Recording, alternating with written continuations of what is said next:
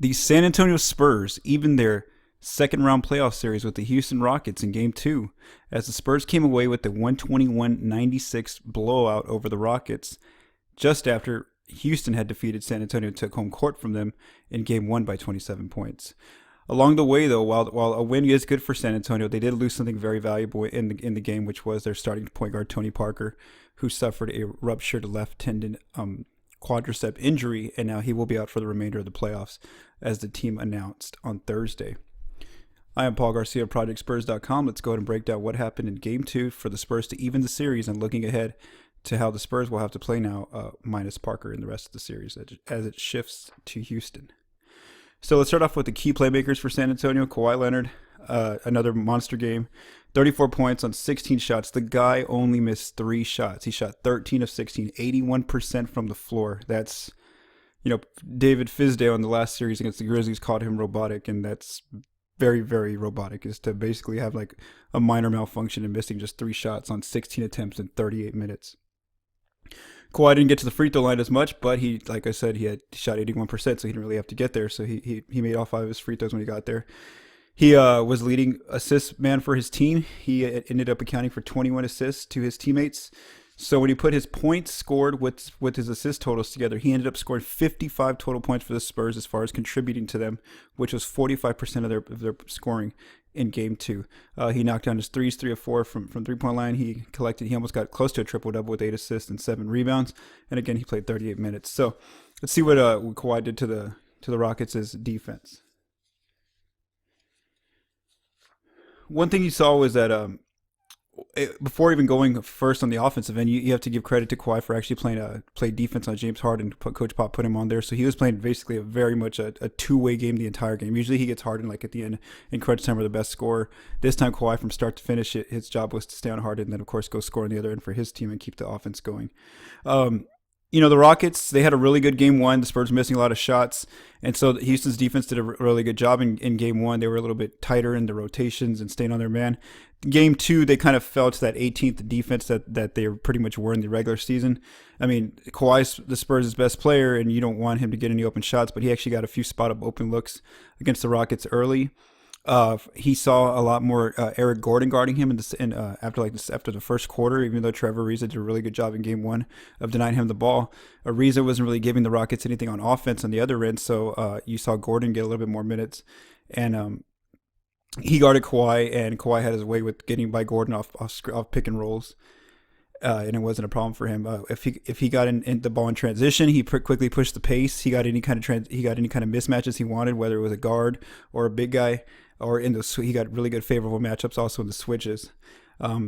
He really had his floater game go where he kind of get into the lane off the pick and roll, and he'd put that little 8-foot hook shot over any kind of, whether it was a big or a guard, and he got some valuable points there. He had both his mid-range and his 3-point shot going, whether that was contested or wide open or just off the dribble. I mean, the Rockets really had no answer for him. He really took his time as well in the post. He read the defense, so like anytime they did run a post up for him, he kind of just observed the defense, see who's wide open, kick the pass out. He had his drive and kick action going as well, getting to the lane, finding open 3-point shooters, very much like what James Harden is able to do. And he actually assisted on 5 of the Spurs' 9 made 3-point baskets. And on defensive end as well, played some good help defense. So Kawhi kept the flow going, the boat going for San Antonio in Game 2 with a stellar performance, 34 points. Switching over to LaMarcus Aldridge, after scoring 4 points, the Spurs really needed him to step up in Game 2. And he didn't have his best shooting night. He scored 15 points on 14 shots, which is a 40% shooting. He also gave the team 8 rebounds and 2 blocks, and he played 30 minutes. But what was interesting was that after the game, Coach Pop revealed that they asked Coach Pop. One of the reporters asked Coach Pop, is his left knee hurting? Because apparently, I think on the TNT broadcast they kept talking about that. And Pop said, no, it's not the left knee, but he says he's working through some things. So Coach Pop did reveal that Aldridge isn't 100% right now, and maybe that has a little bit to do with why he hasn't been as aggressive as people would have thought in this series, especially with some of the favorable matchups he can get down in the low block. But despite not being 100%, he was still much more aggressive in Game 2 rather than in Game 1. So the Rockets still kind of posted him up where something that Zach Lowe pointed out, one of his pieces, was that they stay on his left, on his left shoulder because Aldridge, likes to spin right and try to use this power move to kind of get a little hook shot or get a foul call. And so Nene, Ryan Anderson, they continue to guard him in that way. The Rockets still sent some help defense to that baseline to try to double team if he did get past the initial defender. But Aldridge took advantage of taking his over the shoulder shots on the right side, and the shots didn't go in. A few did. But he just kept shooting them, and that's what kind of they need him to do, is continue to be a threat where he's going to draw a double team. That way he can kick out and get some of his teammates some shots. The Rockets continue to give him pick and pop or just mid-range jumpers from the elbow area, and he continued to shoot. He didn't make many of them, but he continued to shoot them. He needs to keep shooting, and then once he gets that rhythm, that'll be a very valuable weapon for San Antonio. And he was also active even if he didn't have the ball. Manu Ginobili found him for a few cuts. Some of the other Spurs players. So he stayed more active. And now with the injury to Tony Parker, they're definitely going to need him to be that second playmaker next to Kawhi, because Parker had been that guy, as I'll talk about in a little bit when we go over his injury status. And now they really need Aldridge. Aldridge is kind of okay shifting to being that third playmaker. He should have been the second, obviously, because he's the second max player next to Kawhi. But now they really need him to step up and be that second playmaker for San Antonio's offense, especially. But it's kind of tough to tell because of the injury situation. We don't know exactly what he's going through. Is it a leg injury? Is it we don't know what exactly it is that he's dealing with, and how much it is affecting him, and how much of his play he can play close to 100%. So let's talk about Tony Parker before we'll first talk about the game that he had, because that's going to be something the Spurs still got to kind of find on their roster to get some of that stuff that Tony was bringing to the team, and then we'll talk about what's going to happen going forward as far as the injury diagnosis. So Parker, he had his jumper going. He ends up scoring 18 points on 13 shots. Shoots a very efficient percentage there, 8 of 13 from the floor. With that jumper going, anytime the Rockets tried to go under screens, he could hit the mid-range jumper. He could hit the pull-up. He could hit a three-pointer, spot-up three-pointer. So Parker turns into another main offensive threat for the Spurs when he's healthy, and when he's got that jumper going. On the days that his jumper's not there, it's easier to guard him because he can just take away the paint. He was having a really good game, 4 assists, 3 rebounds, 1 steal. He played 26 minutes. He was even getting by guys like Patrick Beverly. He was showing that classic vintage Tony Parker spin cycle in transition. He was getting some layups, and then a lineup that had worked for the Spurs against the Grizzlies, and then now showed was even more capable in Game 2 against the Rockets, was that Parker and Patty Mills combo. Parker runs that 1-4 pick and roll or 1-5 pick and roll, and there's Patty on the outside to spread the floor with him. Patty can also penetrate the lane, so it was a really good effective lineup for Pop, and now he's basically lost it because of the injury to Parker. So late with about 9 minutes left in the fourth quarter, Parker went up for a teardrop. It was a non-contact injury. He just kind of lifted, shoots that teardrop, and when he came down, his leg fell limp, and he just kind of fell on the floor. He was just holding it, and the play continued. They called a timeout. And then when I was there at the game, and the mood in the arena got very somber. You just saw Parker. He just wasn't moving. He was just holding that leg, and he wasn't really like an excruciating pain. It was almost like he was just looking at it, and so. When the team went and sent all their players to go get him, he could not walk on it. He could put no weight on it. After the game, guys like Manu Ginobili, Patty Mills felt, you could tell it was really affecting them as far as they kind of felt that he was going to be out long term. And so sure enough, Thursday, the team announced that it's a ruptured left quadriceps tendon. And though they didn't put a timetable, one of our Project Spurs former writers, he used to run the Spurs cast, Aaron Prine, was on Twitter. If you go look at his Twitter feed, he had some good comments on as far as what injury prognosis is and a timeline usually. So Aaron was kind of estimating, obviously it's not anything by the team, but he was kind of estimating maybe a January return. So you're talking Parker probably rehabbing, he'll be age 35 at that time for a whole year, probably rehabbing, and who knows whether he even comes back next season, if it's going to be that long or if it's mid-season. Or so we'll see with the team as far as when he does come back. But the Spurs do lose a huge part of their team with Parker. He was, as I mentioned, in these playoffs, both taking the Grizzlies series and the Rockets series into account, he was the Spurs' second best playmaker. He was giving, his usage percentage was 26.5%, just behind Kawhi, who was at 28.8. So Aldridge was kind of able to survive, not being not having his best play right now, because Parker was played so well. Nobody actually predicted that Parker would be playing this kind of basketball. after the regular season. He kind of tamed his minutes. He really took his body. Took care of his body. Any kind of little nagging injury, he'd make sure he would sit out. He missed 19 games. So this is actually the best he's been playing since 2014. Back when he was averaging 15.9 in these playoffs, and back in 2014 he was averaging around 17 points a game. So he was having a great playoff run. Shooting high percentages, over 50% from the field and 50% from three. And now it's unfortunate that he had one of his, he's actually stayed relatively healthy as far as like any kind of tears like this, and this is a rough one for him, especially at the latter part of his career, now that he's going to be 35 in a few days on May 17th. So the Spurs are losing 27.9% of their points that Parker gave them. They're also losing 33% of their assists. So they're going to have to find something, whether that's DeJounte Murray getting the start or just playing extra minutes now, whether that's Patty Mills starting or getting way more minutes, Manu Ginobili, Jonathan Simmons. You have to look at the roster to see who is that playmaker. And the tough part is you got to really look at the pick and roll skill set. Who is the guy who can run the pick and roll along with Kawhi? And those guys are obviously Manu. Simmons has that capability, even though he's very inconsistent with it. He can have good and bad times. Murray, he's a young kid. He had a really good game early in the year in January against Cleveland on the road. He played very well, matched up against Kyrie Irving. Ran the Spurs' ship when Parker was out.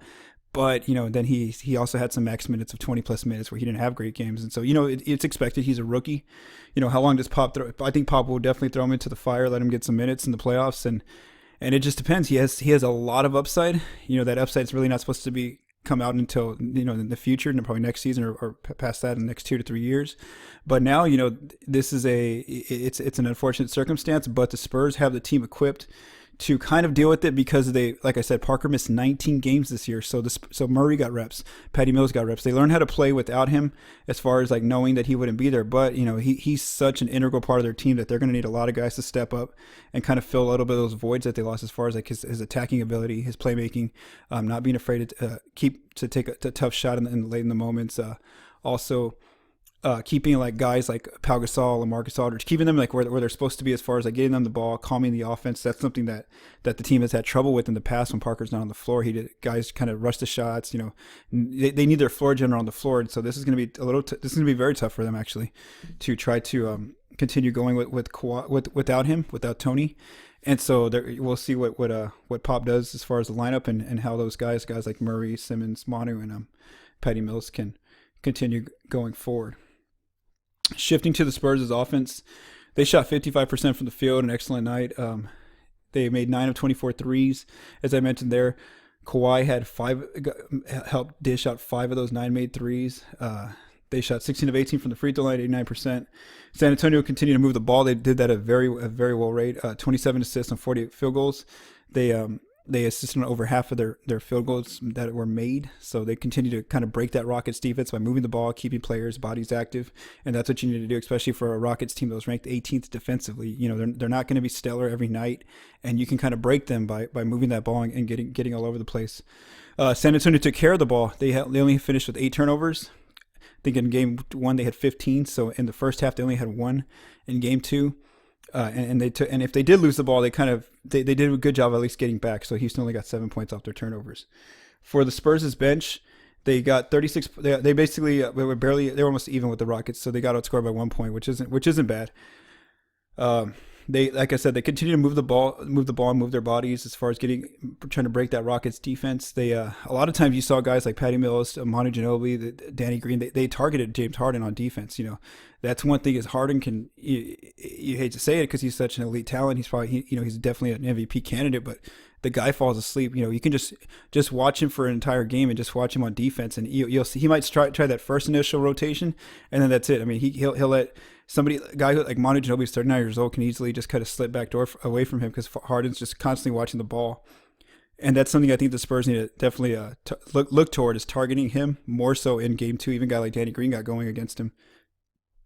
John Simmons came off the bench. He did a really good job to start the fourth quarter, where he started at the 4. He really gave Ryan Anderson matchup problems just because he can kind of take him off the dribble, beat him to the rim.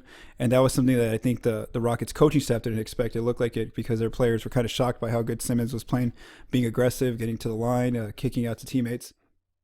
So Simmons gave the Spurs 14 points off the bench in that night. And once he gets a few layups and dunk attempts, then his 3-point shot starts getting up because his confidence is rising a little bit.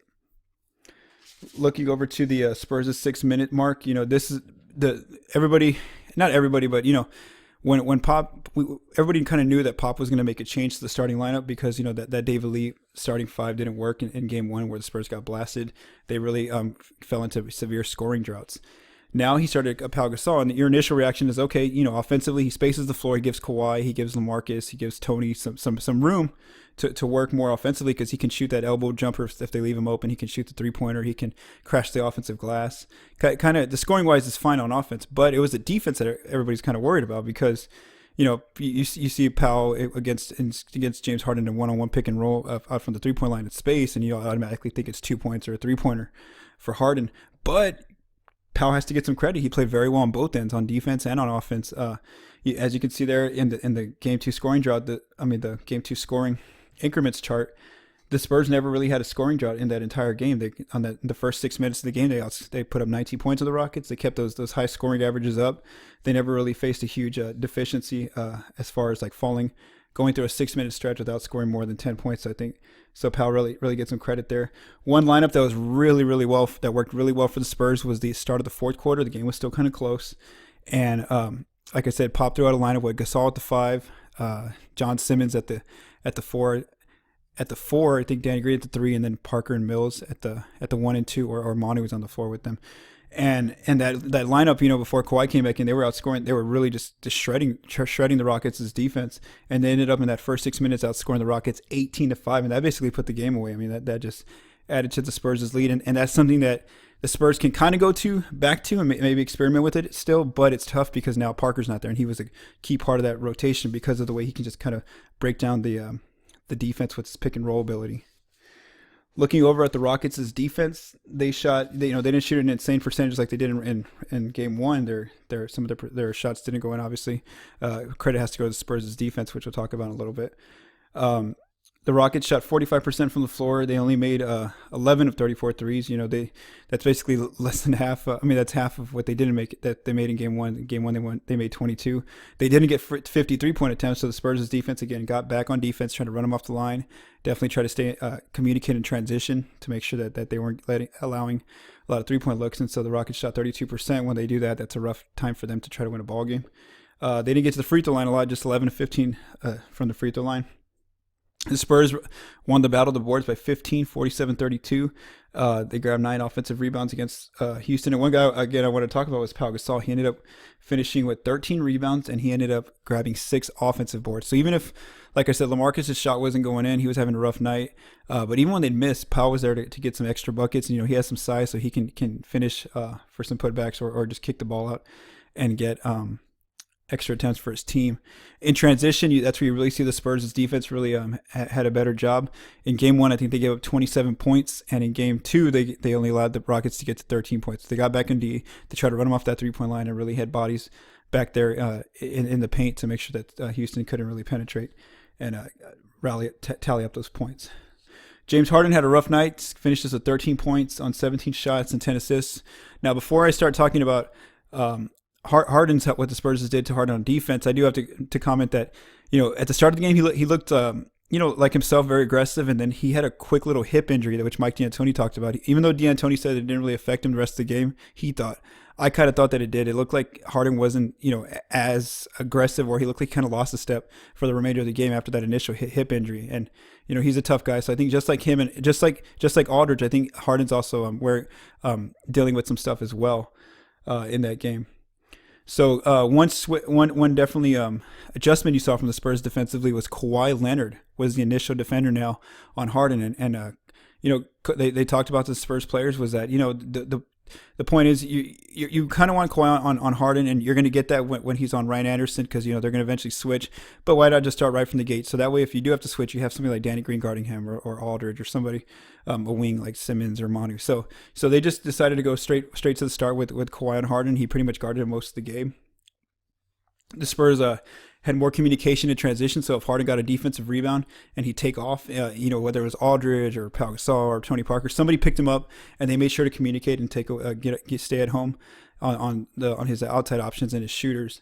One thing they did was they kind of implemented that Oklahoma City strategy a little bit that the Thunder used against the Rockets around one, where on the outside wings and corners, the Spurs' help defenders kind of stayed with those players. They didn't want to give up any of those outside left or right 3-point looks for Harden. So it kind of made it like a 2-on-2 pick and roll game between Harden and whichever Spurs defender he was going against, and that kind of worked. Pau Gasol had four blocks in the game. Aldridge had 2 blocks. Kawhi had a block, and so they kind of used that team effort. They had to live with if Harden got a layup, which he didn't get many. That helped also take away some of those lob dunks to Capello. He didn't have a lob dunk; he had a lob layup. But it made Harden's night tougher. He only made 3 shots on 17 attempts, so that's obviously not a great percentage at all. And then they kind of lived with him making some of those 3-point shots with the contested threes that he likes to take, whether that was over a big or a guard. On the hard hedges, one thing you saw was the Spurs kept instead of putting Danny Green on Ariza, they put Danny Green now on Ryan Anderson. And what this did was anytime that Harden and Anderson got to run that 2-4 pick and roll that they like to run, where they get to Anderson that wide open 3, Danny could easily switch onto Anderson or onto Harden, and then Kawhi could get it back onto Anderson, or vice versa. They could hedge it, and they don't lose a lot of ground. Whereas the Spurs they put LaMarcus Aldridge on Ariza, and they kind of dared Ariza to shoot. They said, basically, you beat us in game 1. I think Ariza had 23 points, and they left him open.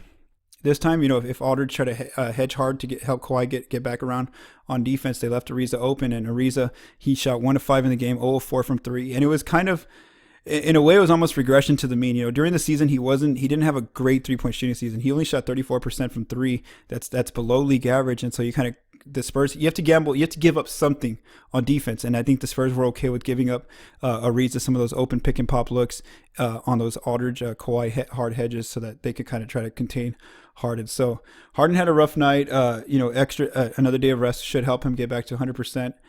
And of course, Dan Antonio's going to make some adjustments to try to get him a little bit more effective, even with Kawhi now guarding him as the initial defender.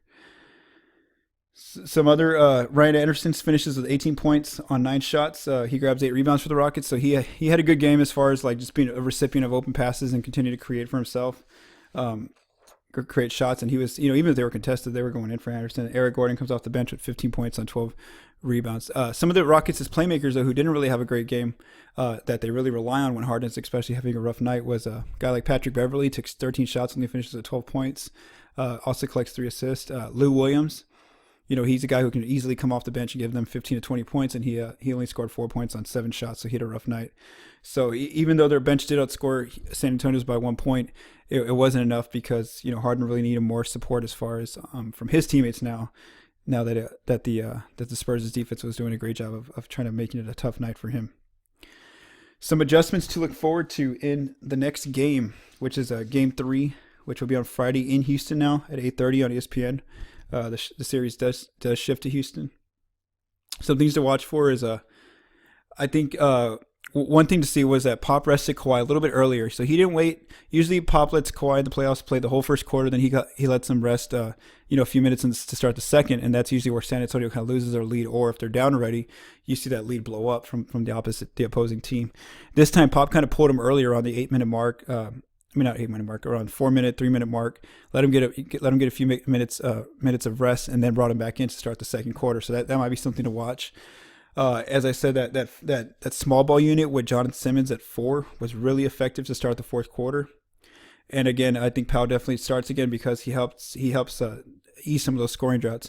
The biggest thing again will be, who does Pop start at point guard, because if you want to go the traditional way he does in regular seasons, he'd probably start DeJounte Murray to keep the consistency on the bench of Patty Mills playing with that second unit. So you would see maybe like Murray start for like the first 4 minutes. He get pulled like at the 8 or 7-minute mark, and then Murray comes in. And then Mills comes in and kind of takes over and plays max minutes from there on.